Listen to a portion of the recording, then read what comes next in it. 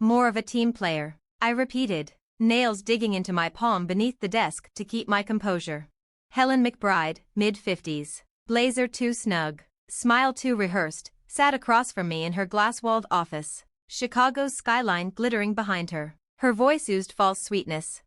Camille, you're brilliant. But Rachel, she's likable. She makes things easier. Not more capable. Not more accomplished, just easier.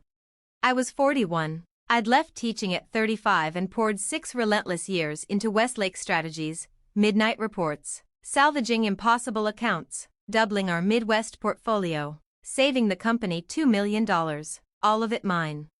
And yet Rachel, the queen of lunch selfies and #girlboss quotes, was getting the promotion.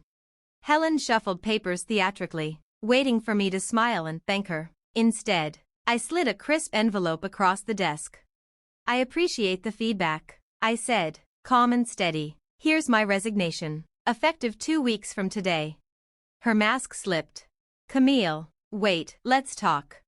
No need. You've been clear, and I'm focused on outcomes. That's why I'm leaving.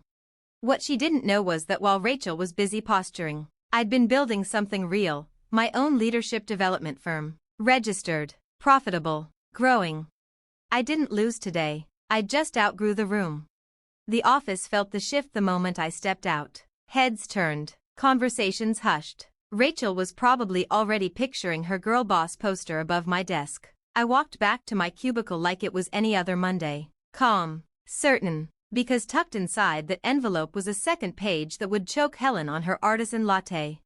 2 weeks became theater. Rachel paraded with her latte and smug little smirk. On the 4th day, she leaned over my wall. Cam, I hope you're not too crushed. I know you wanted that role. I smiled while quietly archiving 3 years of metrics and workflows, not to take, but to document. No hard feelings. Rachel, you'll shine. She left. Satisfied, she had no idea what she was standing on. 3 years ago, I'd started building adaptive performance software, my software, nights, weekends, on my own dime. And last week, the patent came through. That second page of my resignation spelled it out, millions in savings and retention tied directly to my IP. A week later, Jared Lewis, CEO of Architect Solutions, slid a contract across a coffee shop table. We've been waiting for someone like you, he said simply. Not optics, outcomes, legacy. He wasn't offering a role, he was offering equity, autonomy, a future. I signed. On my final day, badge in hand, Helen called me in, her polish cracked, voice shaking. Camille, this platform, you built it? Why didn't you tell us? I did, 3 times. You dismissed it, said chemistry mattered more. She scanned the data. Loyalty? You mean when Rachel's charm outweighed my results? Or when my proposals were sidelined because I didn't host enough happy hours? Helen opened her mouth. I cut her off. If output mattered more than office politics, we wouldn't be here. We'll match their offer. Senior Vice President, just stay. It's never been about the title, I said. It's about being valued. As I walked out, I heard frantic dialing behind me. Too late. The damage was done. Respect isn't begged for, it's earned, and Camille Bennett had just leveled up. The patent was mine, the partnership agreement signed. Rachel? She was about to learn that charisma opens doors, but substance keeps them from slamming shut. That evening, as I packed my last things, I spotted a sticky note on my monitor. Sad to see you go. Stay in touch. Rachel.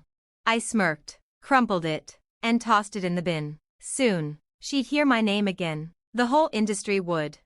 My first day at Architect Solutions felt like stepping into a new universe. Gone, beige walls, passive-aggressive Slack threads. In, floor-to-ceiling windows, sleek design, and a nameplate that read, Camille Bennett, Partner, Strategy and Systems Innovation. But the real change wasn't the title, it was respect. Jared Lewis, CEO, held an all-hands meeting, not to onboard me, but to tell my story, my platform, its measurable impact, and how it was already reshaping the industry. Camille isn't here to fill a role, Jared said. She's here to lead a new frontier. Her work has saved millions. It's brilliant, it's proven, and it's just the beginning. At Weslake, I was a ghost behind the curtain. At Architect, I was the architect in the spotlight. 3 months later, the moment that sealed it arrived. Mid-strategy workshop. My phone buzzed. Tarek Henderson, one of the sharpest minds left at Weslake, messaged, "Check the news. Something big just dropped." I pulled up the headline. Weslake Strategies loses 30% of clients after Q2 systems breakdown. Missed deadlines, ballooning budgets, flagship clients gone. The report described Westlake's systems as fractured, outdated, and dangerously dependent on undocumented processes. One quote hit home. "Service has collapsed," said Thomas Kwan, CEO of Terra Nova Solutions. "We once trusted Westlake with enterprise-level integrations. Now they can't even deliver basic timelines. It's like the backbone of their operations disappeared." I smiled. That backbone? Me. A second buzz from Tarek. "Rachel's having a full-blown meltdown in the break room." Sunlight reflected off Lake Michigan into my office. I didn't need revenge. I had results. At Architect, my system wasn't just running, it was revolutionizing. Project timelines cut by 52%, client satisfaction at all-time highs, operational KPIs off the charts, full-scale rollout approved, 3 Fortune 100 companies negotiating to license my platform. They underestimated me. Now they were scrambling to catch up. 6 months after leaving Westlake, I walked in to find Jared holding the Chicago Business Ledger. "Have you seen this?" he asked, raising the paper. Front page headline: Weslake Strategies announces emergency restructure amid mass departures and system collapse. I nodded. I saw. Looks like they're dismantling everything. They're finally admitting how badly they mishandled their people. Jared leaned back, calm but knowing. "They tried to rebuild your platform in-house," he said, "but they didn't understand the foundation.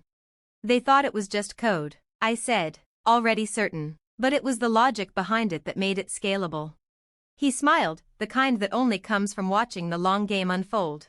"Which is why the board voted unanimously to promote you. Starting next week, you'll be our Executive Vice President of Strategic Innovation. You haven't just improved systems, you've changed direction." A quiet warmth rose in my chest. Recognition, not for being agreeable, but for building something real.